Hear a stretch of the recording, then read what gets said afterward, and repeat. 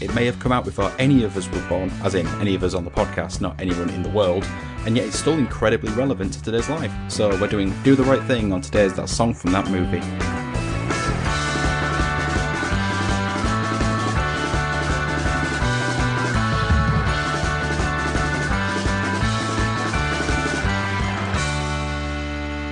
Get a broom and sweep out front. Get a broom and sweep out front. Okay. Thank you for joining That Song from That Movie, the journey through the very best and worst of movie songs. I am your 8-head host, Dietrich, and we're joined by all he wants to do is hide the salami, Alex. It's a very difficult operation a lot of the times. It's a big game in the Alex household as a kid. Hide the salami. Yeah, sure. Needs no further explanation. No. And Jerry Curl alert, Ben. You know, I once tried, lots of moisture, lots of humidity. It doesn't work. But my hair has uncurled over time, over the years. Via a straightener. Well, there was periods. There was definitely There was periods. a phase. There was a phase. It was a dark phase. I don't know. It was kind of. Well, it was dark for me because my hair was often in my eyes. So. Oh Yeah. That's just my life since COVID, to be honest. Though. What, straighteners? No hair in the eyes. Yes, you've been rocking the bandana a lot. Yeah, and the toggle or whatever you call it. Oh, you're on a toggle. Wow. Yeah, I've been on. I do wonder what the viewers think we look like. I know. Not that we're ever going to do a video podcast, because I can't be asked getting ready for these. Oh, no. I mean, it's bad enough managed to get Audacity and Zoom to work. Imagine, bringing a camera into the mix. Right, what have we been watching this week? I rewatched Band of Brothers, because I haven't watched it since I was about, 12? That is very emotional. Emotional and emotional. Very kinetic. No, I think it's fantastic. I think it's one of the best TV shows I've ever seen. I could say it's Saving Private Ryan, but much better. It's always up there, isn't it, as one of the best TV shows of all time. Yeah, I think because it's slow, even though it is melodramatic, it's every episode is harrowing. There's hardly any happiness. I think as how it was. Whereas I guess Saving Private Ryan, I think is just a bit too ramped up on the melodrama. Has it held up, Ben? Yeah, it really has. Yeah, I think it's the fact that Maybe I'll every watch it. character just looks like, well, will die at any second. There's no sort of, that's the main character, so they're going to survive, or it's going to be some sort of big last stand. It's just, no, this is real people, and they could go at any second because this war is bloody hell. Well, Alex, have you watched anything? Yeah, on a lighter note, I watched a film last night called Everybody's Talking About Jamie, which is like a... Oh, the musical, the yeah. musical. I think I'm supposed to go Yeah. see that at some point this year. Yes, it's the film adaptation of the musical, which I've not seen. I've not seen the musical. It was a fun film. I think it had a really nice positive message, but it was kind of lacking. It was kind of all a bit surface. It was lacking a bit of depth, and weirdly for a film. Well, actually, this isn't weird. I guess this maybe is true of a lot of film musicals because they're having to sort of transport it from the stage to film. I think sometimes the songs often get a bit lost in the whole visual element of it. So they'd have a lot of songs play where they didn't give it its full breathing space, and they'd have montages running whilst the songs were happening. It felt a bit more like it was a soundtrack sometimes. Sounds very Bollywood. Yeah, well, I don't know. I did have some set pieces that maybe were a bit in line with that, definitely. I just think sometimes that's what film musicals get wrong. They don't treat the songs with maybe the respect that they deserve, because there was a lot of catchy songs, but you didn't find yourself Is that like remembering any of them. Rocket Man? Because Rocket Man was very sort of cutaway to song. Yeah, I think it's it like worked. a montage moment. Yeah, it worked in Rocket Man because they were more you knew the songs, so they kind of worked in the context. I think with this, because I had no knowledge of any of the songs, because they were all original songs for the musical. Even especially the more emotional ones, you didn't really connect with them as much as maybe you would with someone singing directly to you on a stage. So I think it'd be interesting to see the real show. But it very much fell in line with every film of that kind of genre, like Billy Elliot or Brass Stuff or Full Monty. It was like that. It's set in Sheffield as well. So, but yeah, it was a nice film. Was it an Andy Lau 8 out of 10? Yeah.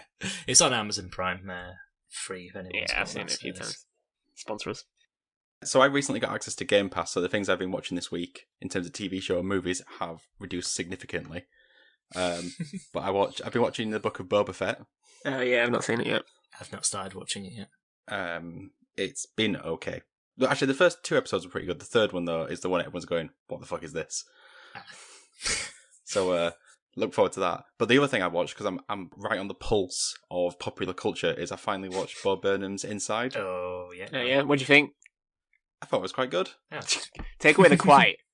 Take away the quiet. Yeah, I think part of the problem was, obviously you guys have spoken about it on the podcast before, and I've heard other people talk about it. A lot of hype. As almost like a lot of hype, but also like I expected more of an emotional sort of effect on me. Maybe if you'd hit it in the height of the lockdown feeling, maybe that would have been it. And also, I did watch it on the same day I'd watched Do the Right Thing. Yeah. Heavy. So one of those 2 things had a bigger impact on me personally. Yeah, that's fair. But I guess we'll come to that later. Yeah, I think it's an interesting point. I mean, I still listen to the soundtrack of Inside now all the time, but I think it definitely was one of those things that hit at the right time in lockdown when everyone was like... FaceTime with your mum tonight. There was definitely bits that did impact me, like where he's trying to say it's been a year now and he can't get through it. And turning 30. Yeah. Yeah. Eyes on Me is just, I think it's an absolute jam. Yeah, well, that of all the songs, that's the only one I've added to my playlist at the moment. Absolute belter. I might add that one about getting cancelled. Yeah, that's a tune as well. The one about his Aladdin costume. Yeah. This week we're breaking down Spike Lee's Do the Right Thing and its use of Public Enemy's Fight the Power. So to find out what was happening in the world when the movie came out...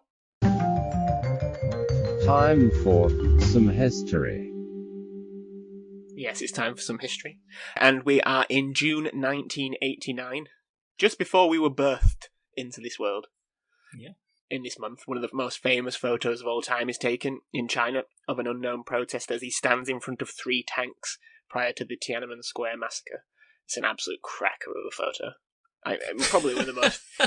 It's probably one of the most famous pictures, I think, like, of all time, surely. Oh, yeah, definitely. Yeah, definitely. Only as I've gotten older do you learn about all the disgusting and harrowing things around it. But, yeah, it just feels like it's not real. I'm obliged by the Chinese government to say that photo is not real and never happened. Yes, don't sponsor us, China. Sponsor us, Tibet. In other news, 800 police arrest 250 people. Don't know what that ratio is. Or as the article that I read said, people or hippies who tried to attend the Summer Solstice Festival at Stonehenge. An annual occurrence, both the arrests and the solstice. Apparently this was getting quite a bad thing in the late 80s. Like, it was just like a Woodstock mass congregation of just people flocking to Stonehenge. Never really heard of it. Don't know if it still happens. Stonehenge is overrated.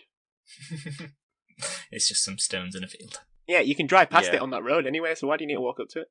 And if you want a more, like a less crowded experience, go to the Rollright Stones. Same kind of thing. You're a cultured swine, Alex. Or the Druids Temple in Ripon.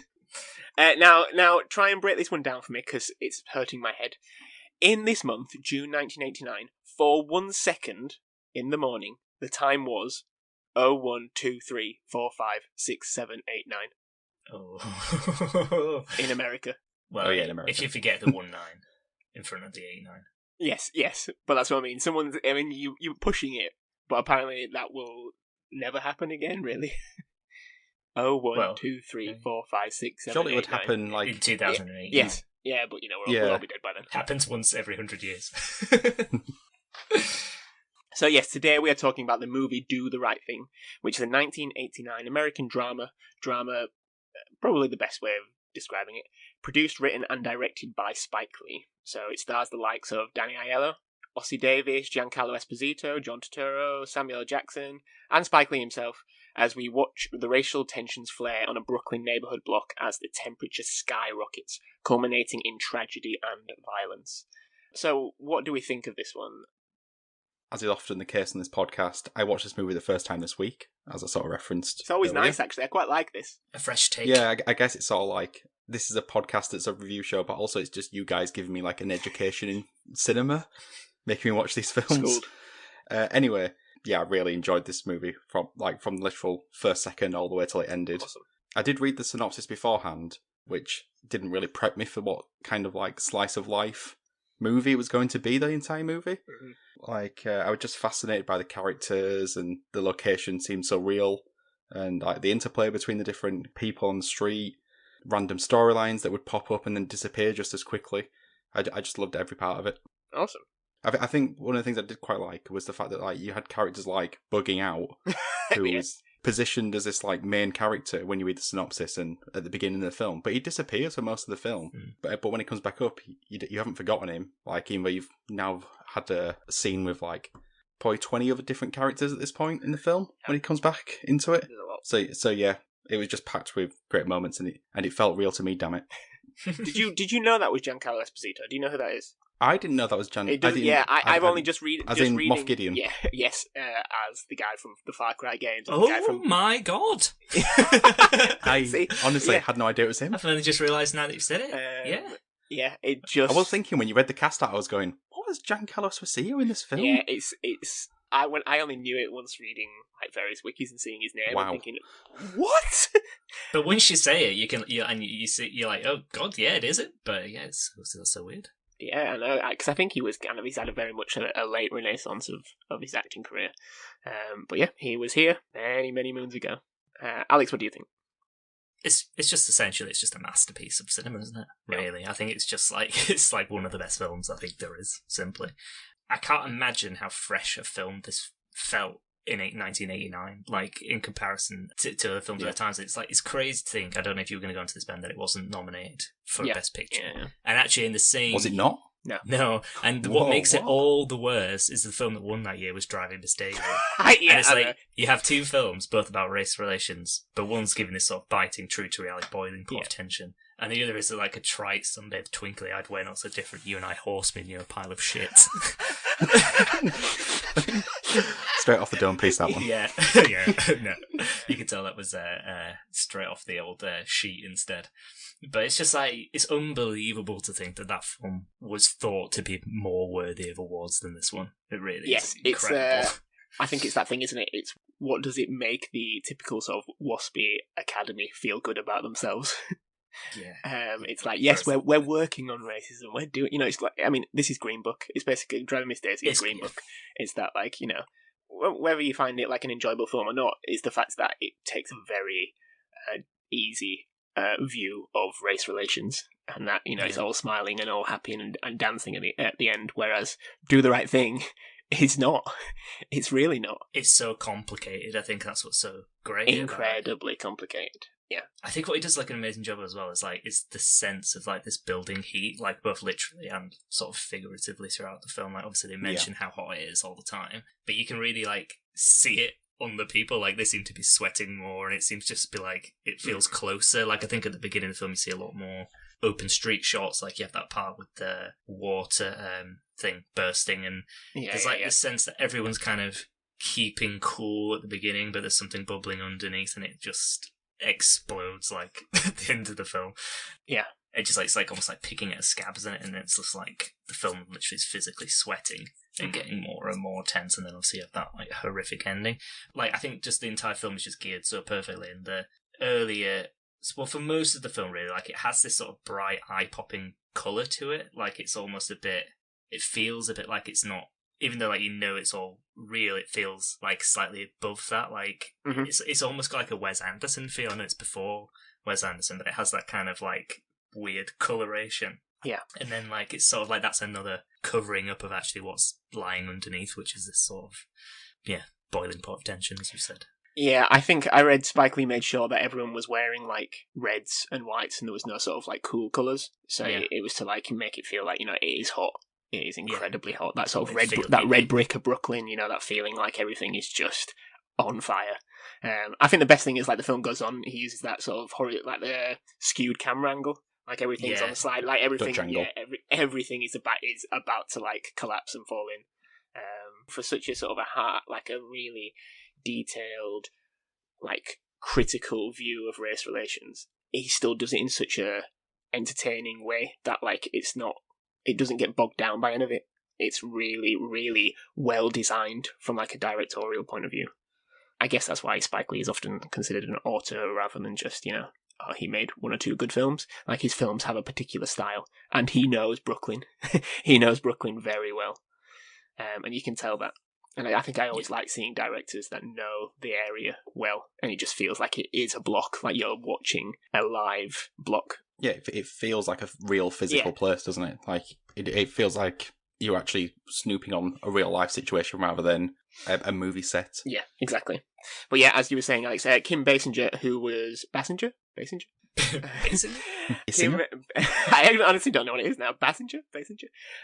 Kim Basinger, yeah, sure. Who was presenting the Oscars that year, famously went off script when she was reading the Best Picture nominees, and she said, we've got 5 great films here, and they're great for one reason, because they tell the truth.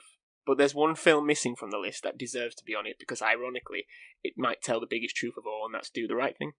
And Spike Lee apparently thanked her a lot in interviews later, because she wasn't supposed to say that. Which is, obviously, it's that thing of a lot of people I think in the industry recognised this is huge. And I think Spike Lee was 32. How he was 32, because he looks like he's about 16 in the film. Yeah. I don't know what films he had before. There's a film called She's Gotta Have It, which it's on Netflix as well. It's like a black and white film, which is really good. But I think he's still quite early in his career, and this is just, it's ridiculous how good this film is. A lot of critics at the time praised it, but many also, especially from certain newspapers, criticised it heavily, saying that it would incite riots, and were very critical of Spike Lee, in which he said in interviews afterwards, if white people can contain themselves from causing trouble after seeing movie violence in an Arnold Schwarzenegger film, then so can black people. And it's also missing the complete point of the film, isn't it? It's this irony, isn't it? It's this, yeah, well, they were all saying it, the blood would be on Lee's hands if there was. And it's this feeling like, what can sort of black people of minorities, BME, can they not control themselves when they see a film? When action films of the 80s, and you think of this was the high time of sort of the Stallones, the Schwarzeneggers, the Jean-Claude Van Dammes. They are pure violence. Yeah, it's just such a ridiculous eye. I think it's that thing again. It's just how much of a finger he had on the pulse. What I love most about this film, I think it really gets you to look introspectively at yourself and the views you have of certain characters, and who you like and how you like, and who you might try and defend and support and criticise, and it's done in a very digestible way, but it really does make you sort of think. Yeah. And just in the question, and I forget the older gentleman who's kind of almost like the patriarch of the block. The mayor. Yeah, the mayor, that's it, yeah. They're just a line there when he says, just do the right thing, and that's it. But it is that, what is that? What is the right thing? And I guess, well, there isn't an answer. I think Spike's said there's no answer, but it tells you a lot about what you think. Or rather, what you think tells a lot, about your views on this kind of topic. I just don't think a film does it better. Yeah, I think that it's really poignant in the film is that riot scene at the end, because you'd think, and clearly some of the newspapers thought that the film was promoting that concept, but it really doesn't. It doesn't say that this was the right action by any means. It's just, it was what happened, and it's kind of it does make you question. It doesn't go all out to say yes, there's been such hate towards black men in America, black men and women even. And so this is the kind of reaction that's warranted. It actually still questions that. It still says, actually, is violence the right idea? Yeah, that's that last image in the film, isn't it? Well, the last image, the writing. He's got a speech from MLK and a speech from Malcolm X, and it's the two sides, isn't it? It's the sort of the peace protests and the sort of defensive violence, the defensive action.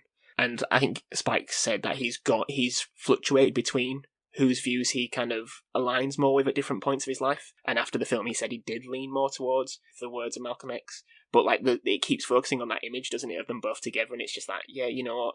Sometimes it's just a reaction. It doesn't mean this is how it is or this is how it should be. It's just sometimes situations pull this out of you because of how awful it is and how difficult the situation is. Yep. It's so complex, but done in such a digestible way. I just don't think any other film does it like it. Yeah, it really got me to sort of reflect on myself and sort of think about how I am as... Well, I guess ally is the wrong term, because that's usually more used for LGBTQ things, but I don't have a better term. Yeah, it really got me thinking about myself. Especially watching it recently, especially the Danny Aiello character, because they paint him as quite sort of a pleasant character. You know, he's trying to defend against his... Quite sympathetic. Yeah, especially at the start. You know, he's a lot more softer than John Turturro's character, his son, who's like quite sort of openly on racist. Yes, yeah, vocally. But then, like Danny Aiello, like with The Heat and The Rising, he starts, you know, like sort of basically just saying the wrong things. He's can be quite controlling, and it's that like, how do you align with that character? Like, are you trying to defend him? Are you trying to understand him? Like, is it changing? You know, it's really interesting how you go about it. Yeah, and I think as well, like the actions of what is it? Bugged Out? Is that it? Or is it Bugging Out. And Radio Raheem. They are quite obnoxious actions. Like he walks in there with that huge boom box, like right in his face, or Bugging Out's kind of, you know, just literally shouting at him about the Hall of Fame board. So it's like, racism aside, that would like get you to a state of like being worked up. And then there's the whole racial element woven into it. It becomes like this whole really complicated, who's in the right, who's in the wrong, and I think like the question becomes, doesn't it, like whose fault was it for what happens in the end? And it's like you can't even answer it, because you start going from all different directions. Well, it's like, well, where did all of this process begin? Did it begin right at the very beginning of the film, where you have that initial interchange between those two characters, or was it literally just because of what the police did? Or, you know, it's like it's just such a complicated, interesting film. It is, yeah, and it makes it harder to talk about it in a quite in-depth way, because I think it is incredibly personal. It does. And I think Spike Lee kind of knows that. The famous quote is that after the film, and people came up to him to ask about, what is the right thing? Did Mookie do the right thing? He said the only people that ask him that are sort of white viewers and white critics. And he thinks there's more of an understanding and awareness of why that happened. From, I guess, especially, I think like this predated like the LA riots, because they were 92, I think. This is 89.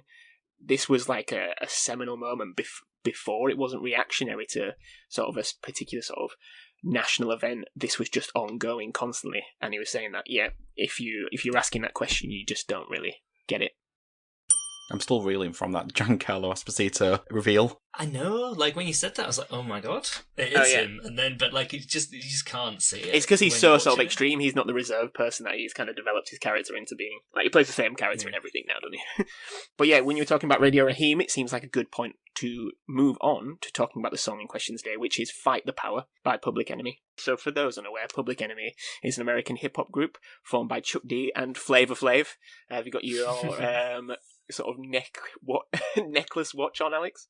I have, yeah. I've got it set to 1, 2, 3, 4, 5, 6, 7, 8, 9. Nice. Do you want to give me a bit of Flavor Flav catchphrase, Alex? No. But I must admit, I have seen at least one episode of what was it? Flavor Flav's House Flavor of Love? Yeah, something like that, yeah. There's a video of a kid online who's trying to do the world's longest year, boy. It's a good one to watch.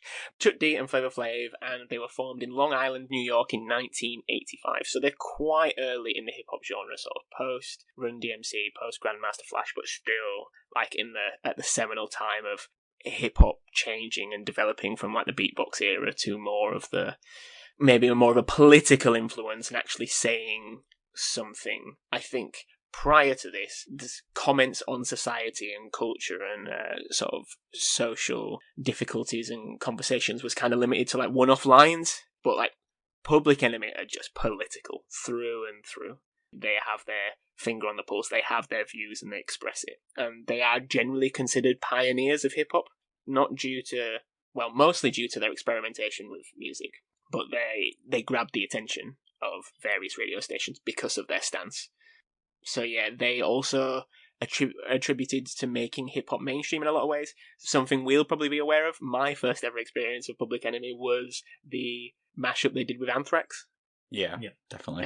So for people unaware, Anthrax is a metal band, very popular metal band, but they also did a lot of music with Living Colour, Sonic Youth. So they were trying to sort of branch out and break barriers. And a lot of articles talk about this being almost seminal in the sort of the new metal, like hip hop, rap rock sort of start. Like this, you know, there was obviously sort of the Aerosmith and the Run DMC, but like they were really going into it at a sort of a creative level, at a really early level, and were, I think, one of the first bands to sort of like market themselves internationally, or hip hop groups anyway.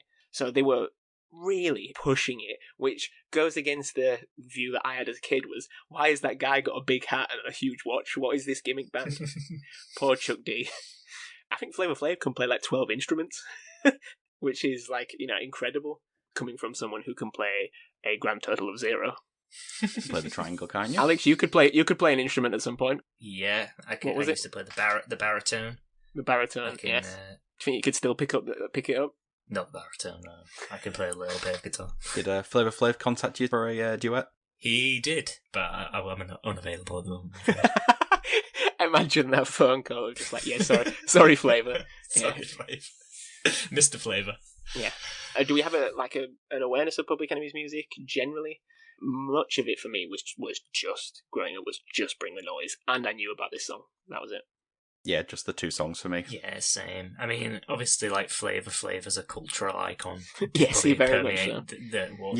Like, we knew who he was. Transcends the band. Yeah, I think I probably saw him more as like a Bez character, like from Happy Mondays. Yeah, very much so. Yeah, Yes, guy with exactly. the maracas. Yeah, but clearly not. yeah. I think because they had like turntablists and sort of DJs and other sort of members, I think, come and go from Public Enemy, but generally it's Chuck D and Flavor Flav. And I think they're one of their first gigs. Learning more and more, they supported the Beastie Boys. I always forget Beastie Boys were before a lot of things. Beastie Boys, I think LL Cool J supported Beastie Boys. This song was made at the request of Spike Lee, which I did not know. I was wondering that. It was it was released as a single in '89 by Motown Records, but Spike Lee was kind of reaching out to people to make a song for this film that he was coming up with. Now, Public Enemy being from New York as well, they had a bit of an affinity together, and if you watch the video for Fight the Power, I don't know if you have watched it on YouTube, it's like a march of sorts in Brooklyn. It's quite sort of unusual. I can't tell if it's like a real march because it feels it. It's got the same sort of tempo and... That's what I was going to ask, yeah. Yeah, no, I don't think it is. Unless they just said, let's do a march, Fight the Power. It kind of makes sense why you would do it, but it's kind of interesting. I guess it's a weird state of like music videos because it just feels like it's a live performance. Yeah, that's what I couldn't work out the same as you. I was like, it looked like it was the set from the film, so I didn't know whether they just used the set to film the video. Yeah, but it feels like a real march, doesn't it? Because it's like the street is jam packed full of people. It's not like CGI'd like back rows. It's like there's literally hundreds of people in there. It's mad. It is, yeah. Clearly, the popularity was rising, and definitely it's a song with a finger on the pulse. But yes, in the film, and I'm very interested to know what you think about this, D, because we get the full version of the song "Fight the Power" instantly as it plays over a quite unusual credit scene, and we know what you think about credit scenes, D. Of Rosie Perez, who plays Mookie's girlfriend in the film. She's doing a interpretive dance of sorts to the song. Apparently it took 8 hours to film. It looks like it because she looks I can't tell if she's angry or she's absolutely cream crackered. What do you think about this, guys, then? Yeah, seeing as I'm the guy at Champions opening credit sequences on this podcast, I really enjoyed this opening scene. I'm not sure if it quite meets my criteria, though. Oh, okay. Of it easing you into the movie. I mean, it is quite simplistic in concept, I suppose, but it's an unrelentless dance that packs a punch. And that's not even a pun on the fact that she's wearing a boxing costume at one point. Costume? Is that what you call them? Boxing costumes? One of those boxing costumes? Outfit, yeah. Attire? Ring attire, yeah. Ring attire, yeah. But yeah, it's certainly not a visual that I'm going to forget, especially with like the song pumping over the top of it. I thought it was quite like a bold and brave move to just to start a film with someone dancing for 4 minutes straight. It's the sort of thing that you'd only see from a film where a director knows exactly what he wants in this film. Like, it's his vision from the start, or her vision from the start, if that makes sense. Yeah, I think that makes perfect sense. I think that's dead on. What I do think's weird, though, is, to me, this is a very replicatable scene, but I don't think I've ever seen this parodied in anything else. Yeah, I wonder. Yeah, No. I don't know. I don't know if there's many parodies of this. Is there many parodies of this film? Yeah, the I think there's a lot that do the dustbin through the window sort of thing. Yeah, so as soon as I saw that, I was like, oh, that's that bit in Bob's Burgers. Yes, he does it in Bob's Burgers. That's the main reference that I'm thinking of. I mean, I think a lot of films took the kind of wonky camera angles from this, didn't they, and kind of used that. It feels like a lot of films that probably came after this one sort of adopted that idea from this. Because I feel like I can't think of any films that predate this that like so overtly use that slant angle. But no, not off the top of my head. When did that John Travolta film come out? where he's in space. John Travolta film We in made space. that up. No. Pulp Fiction 2? Oh, it was the year 2000. It was Battlefield Earth. It was noted to having a lot of Dutch angles. Oh, because he's like floating in space. Is that why? Well, I've just googled it now, and like you can see the trailer starts to play, and every single shot is at an angle. I wouldn't put it past it having origins beyond, because Spike Lee is like highly educated in cinema. Like he is a big fan of like old cinema, foreign cinema. I forget he went to the famous school in New York. But yeah, he knows his stuff, so he might have adopted it from somewhere else. He might have. He definitely uses it a lot. In a good way.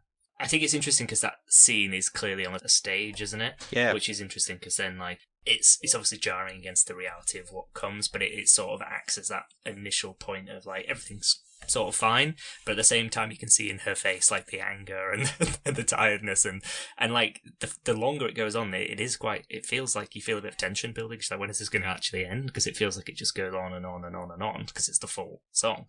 It really perfectly kind of mirrors what the rest of the film brings to the table. It's sort of like a film in miniature in a lot of ways, talking about the same things, but just not vocally, just visually. So yeah, it's a really, really interesting way to start a film. And like I said, I don't know if I've ever seen anything like it in any other film before. I think with the song itself, it's kind of the perfect film for this podcast in a lot of ways, because I don't think we've done a film where a song features so prominently. Yeah. Because it's not just the opening, it features like 4 or 5 times in the film itself, doesn't it? Yeah. Spike Lee wanted the song to be a leitmotif throughout the film, and it is featured through Radio Raheem's boombox, often being played and spouted out through the Brooklyn streets. There's that great bit where he's just opposite sort of the Latino group, and they're just both turning up their boomboxes to see who's louder. Yeah. And Radio Raheem just absolutely dominates it. I mean, that boombox is huge. It is absolutely massive. And yes, Fight the Power always wins. Lee said in an interview in 2019 he wanted the song to be defiant, he wanted it to be angry, he wanted it to be rhythmic, and he thought right away Public Enemy. But what do you guys think of the actual song then? I think it's less nuanced than the film itself. Yeah. I think that goes without saying.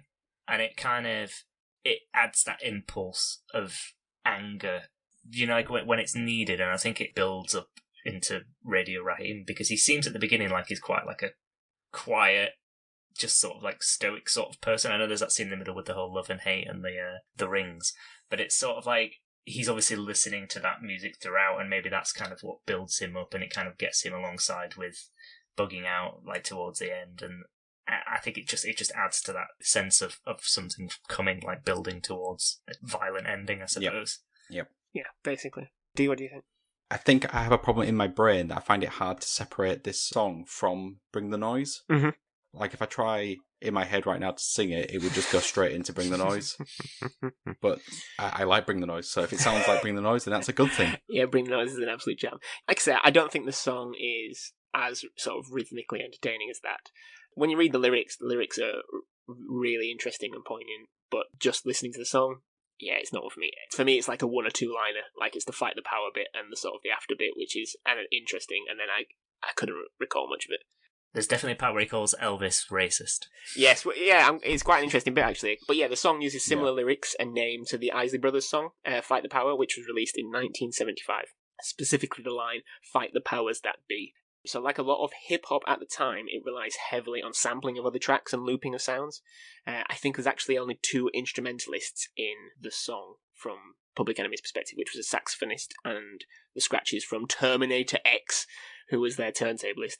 But everything else is just sampling, which was very popular at the time. And it has been incredibly influential in shaping how future hip-hop sounds.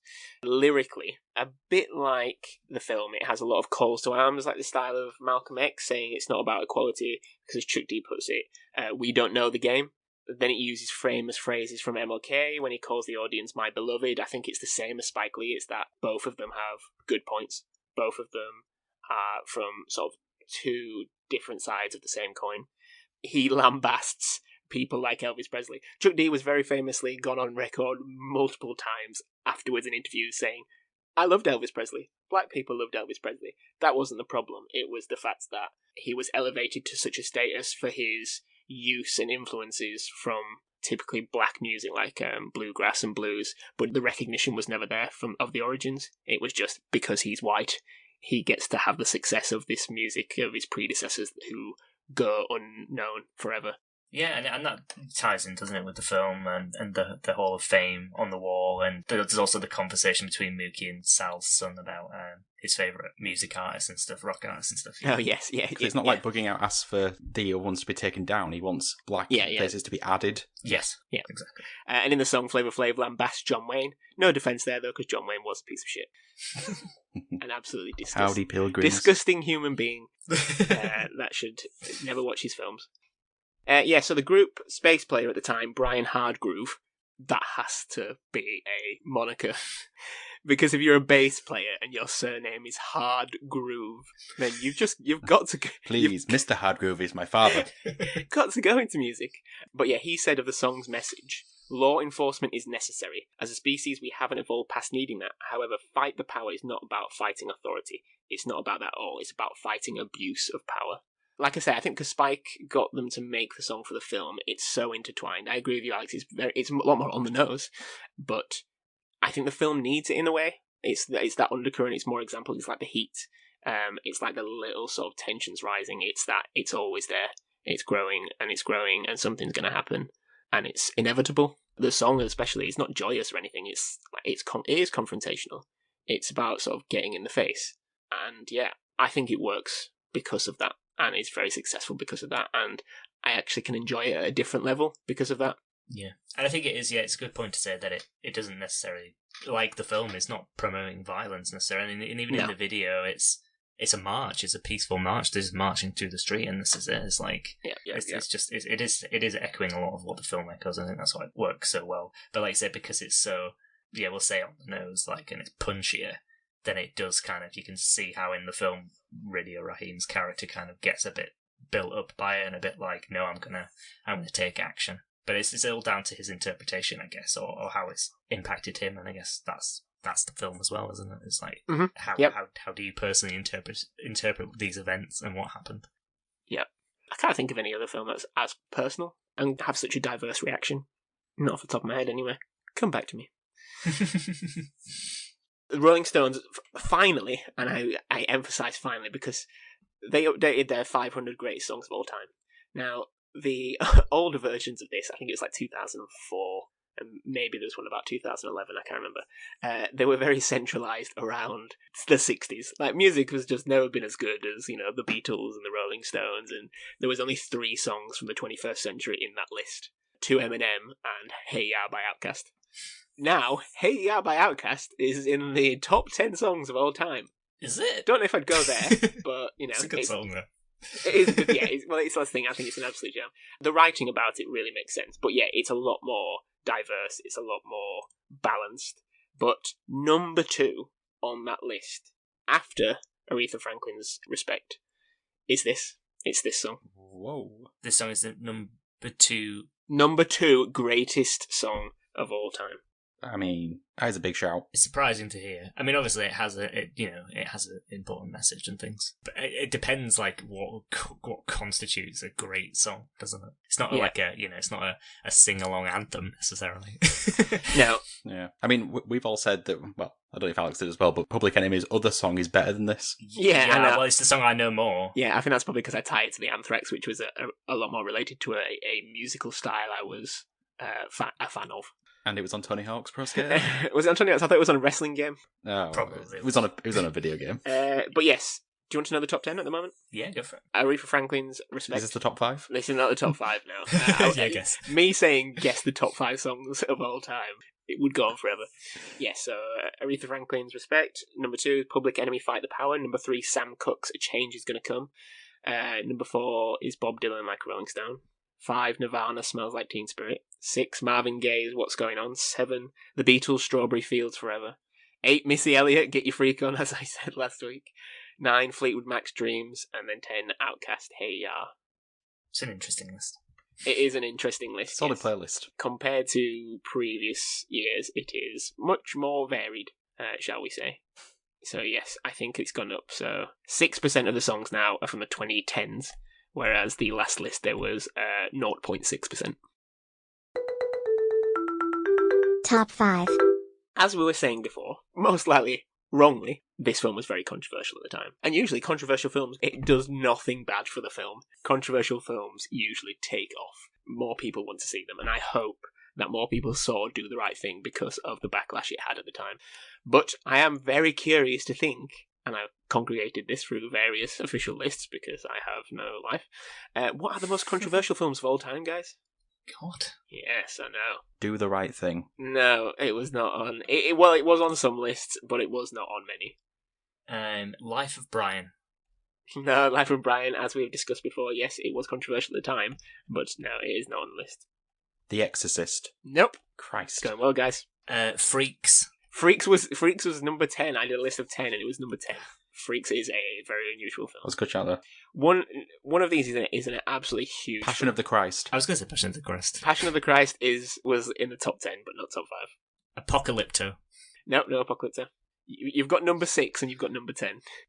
Are any of these like Any of them films. well, what I was going to say, are any of these films like actually famous films, like, or are they just like so Yes, obscure? okay. D, the film you said, think of a very similar film about the same topic. By Martin Scorsese. You said Passion of the Christ. Passion. The Last Temptation of The Christ. Godfather. The Last Temptation of Christ. Have you not seen it with Willem Dafoe? Nope. As Jesus. Willem As Dafoe as Jesus, Jesus. Yes, yeah. Wow, Get that on it, sounds, guys. that Get on sounds it. 1988. intense. Definitely watch it. It is number 1. Number 2, German propaganda film from the 30s. Is it? No, I was going to say Hightower. I don't know if that's right. Is it? I know. I know another one. The one about the KKK by W.G. Griffiths. D.W. Griffiths. Yes, that's in the top 5. I want to say Land and Freedom. Is that what it's called? No. No. Last Word to Nation. Birth of a Nation. There you Birth go. of a Nation. Yes. Well done. God, You got should've got one that. with much hand-holding and much guiding. Yes. Number 5 on the list, very, very popular, often in top lists of greatest films of all time, was a banned book in the 70s. I don't know when the book came out, but the film came out in the 70s. Oh, I was going to say Latest Child is Lover. That was a band. Oh, Clockwork Orange. Yes, Clockwork Orange. Well done. Okay, so the Nazi propaganda film was Triumph of the Will. Oh, yeah. Now there's one more. Ooh. Do you want to? Could you give us like a time frame, Could I give you a time frame? or is it? Or should we be getting it? No, I don't know if you... I don't know. Who did it offend? That's a good question. Who did it offend? Everyone. How would I describe it? It's directed by a guy called Bernardo Bertolucci from 1972, and it stars Marlon Brando, and he did something very, very bad in it. Is it Last Tango in Paris? Is that It's what Last it's Tango in called? Paris. Last Tango in Paris, yeah. yes. Mostly more recently because basically of a certain scene in it which was not consensual. Did it involve butter? Am I making that up? It did involve butter as well. Yes, yeah. And this is all real life. Yes, Marlon Brando was, a questionable individual, to say the least. Well done, Alex. Yeah. Even for me, it took a lot of hand holding. Let's be honest. Yeah, I know. Well, any excuse to hold your hand, Alex. Okay, this point is movie or song, but I think we've made it pretty clear between the three of us which one we're going to pick. Yeah. So, Alex? Yeah, film. I honestly think it's one of the best films I've ever seen. I think it goes like simple. Wow, that's great. I think it genuinely is like I would put it in like a top 10 list maybe, or at least a top 20. Well, I'm the same. Similarly, I think I would need to watch it again because I only watched it this week, but I think it is a contender to go straight into my top 15 hypothetical best films. Not that I have a top 15 written down. Oh, D, come on. I've got a top 350. Is Do the Right Thing in that list, Ben? Yeah. 1 second. Quick Google. Quick look on my Excel spreadsheet. 107. Top third. Yeah, top third. Yeah. I'm just really happy that you enjoyed it so much, D. Okay. That's my view. Movie or song? No, I'm just happy D enjoyed it. So that brings an end to another episode of That Song from That Movie. Let us know which one you think is better, the movie or the song, on Twitter. Alex, what is our Twitter handle? TSF, TMPod. Thank you. So you can help the podcast in many ways. One of those ways is by sharing it on a random subreddit. But Ben, what random subreddit should the viewers pick this week? The Old Boy subreddit. They like Spike Lee on there. Because I will never forgive you, Spike Lee. I will never forgive you. You can also help the podcast by signing up for our Patreon, buying our merch, or leaving a review. You can leave reviews on Spotify as well now. which doesn't require any faffing around with iTunes. I did it. That's how easy it is. Ben did it. All the links are in our show notes below. Nope, it's not a YouTube video. All the show notes are on social media. Like and subscribe. Don't forget to hit that notification bell. Smash that like button. Right, so all that's left now is do some goodbye. So it's goodbye from myself, goodbye, and goodbye from Alex. Oh, there's Ross Perot. Dr. Laura. Spike Lee! Wait a minute, they're not so great. Okay, but there's Dan Quayle and Connie Love, Tanya Harding, Al Sharpton, Tom Arnold! What a reference. And goodbye from Ben. Fuck Frank Sinatra. So, goodbye everybody. Bye. Bye. Clang, clang, clang, with the trolleys.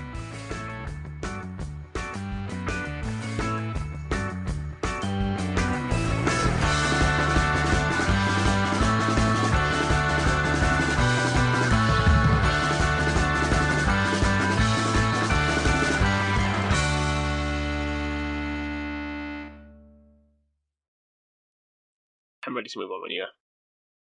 I don't have any history, Ben. This is your segment. Yeah, I don't have any history. I was thinking the same. I don't have any history. I was giving myself the pausing time for me to scroll. Okay.